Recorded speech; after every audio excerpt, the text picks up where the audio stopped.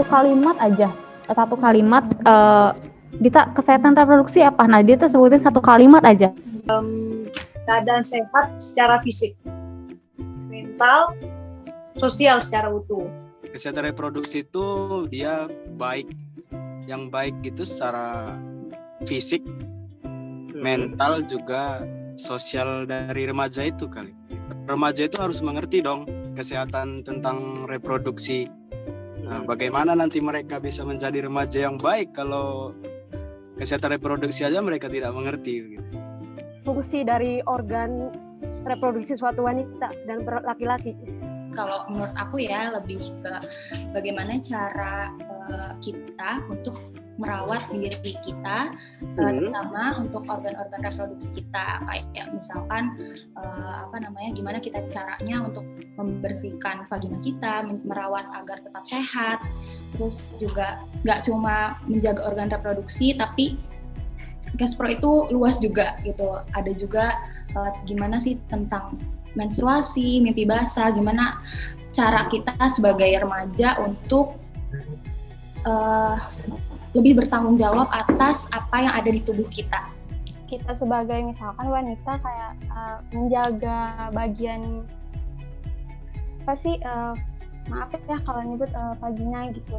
Kayak misalkan habis buang air kecil, tidak lupa untuk membersihkan lagi menggunakan air bersih, lalu dikeringkan dengan menggunakan tisu atau bisa dengan handuk kering kayak gitu Pak. Kalau yang namanya kesehatan reproduksi tentunya berhubungan dengan turunan ya. Gimana maksudnya ada cowok, ada cewek? Ya, sistem reproduksi itu ada cewek pasti berbeda, jadi punya fungsinya sendiri. Pernah dapat informasi atau pernah diskusi, pernah dengar terkait kesehatan reproduksi? Pernah dulu waktu masih SMP saya pernah belajar tentang penyakit menular seksual. Ada beberapa pelatihan yang aku ikutin, terutama di PMI Jakarta Timur.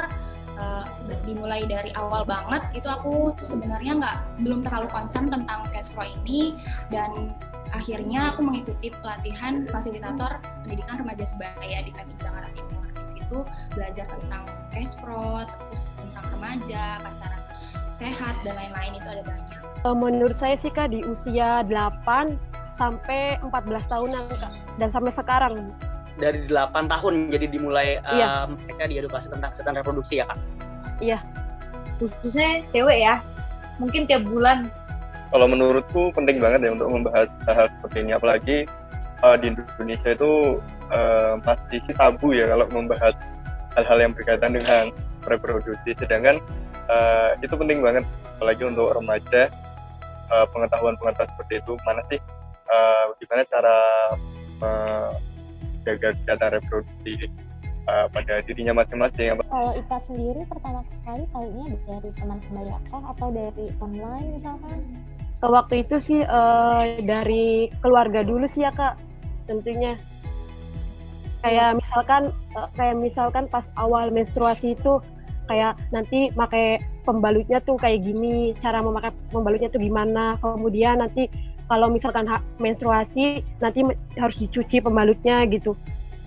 Waktu itu aku diem-dieman sama ibu aku gitu.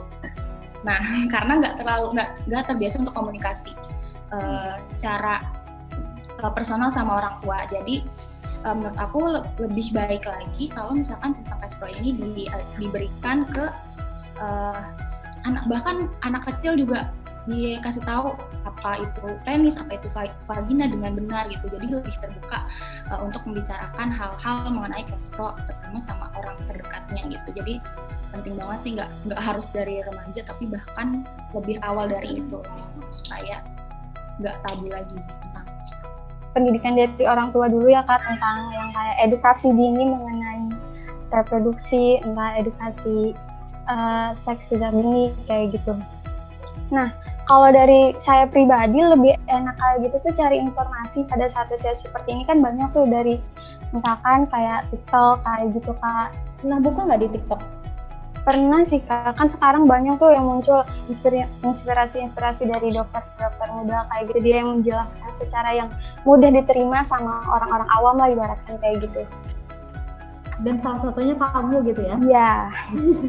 Waktu pertama kali tahu gitu atau diskusi mengenai hak kesehatan reproduksi sendiri, ada perasaan apa gitu dari Teta, misalkan malu atau segan atau kenapa sih harus belajar kayak gini? Ada nggak rasa-rasa kayak gitu? Kalau yang pertama itu yang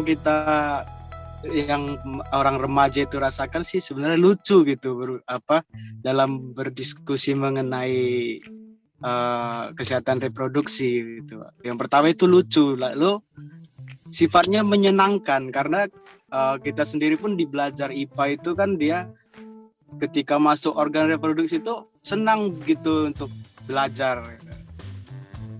Topik apa sih yang bikin kamu jadi terus cari tahu nih? Mungkin pertama lewat kali ya di FYP-nya kamu gitu, tapi akhirnya karena salah satu pembahasan itu akhirnya kamu cari tahu gitu. Ada nggak? Ada sih Kak, kayak mitos-mitos sejak lagi menstruasi kayak gitu, yang katanya yang nggak boleh minum es atau apa kayak gitu. Jadi saya pengen cari tahu benar nggak sih kayak gitu. Akhirnya apa? Udah cari tahu belum? Ya ternyata itu cuma mitos. Ternyata boleh mengkonsumsi asalkan jangan berlebihan aja sih. Paling nyaman tentang edukasi tuh ngomong secara langsung. Misalnya pada saat ketemu itu ngobrol tentang kesehatan reproduksi kayak yang aku bilang pertama tadi pas ada kegiatan, ngomong face to face. Kalau lewat video juga bagus, cuman kalau ngomongnya face to face itu kan bisa lebih arah sharing ya, dan cuma belajar doang jadinya. Itu penting banget apalagi untuk remaja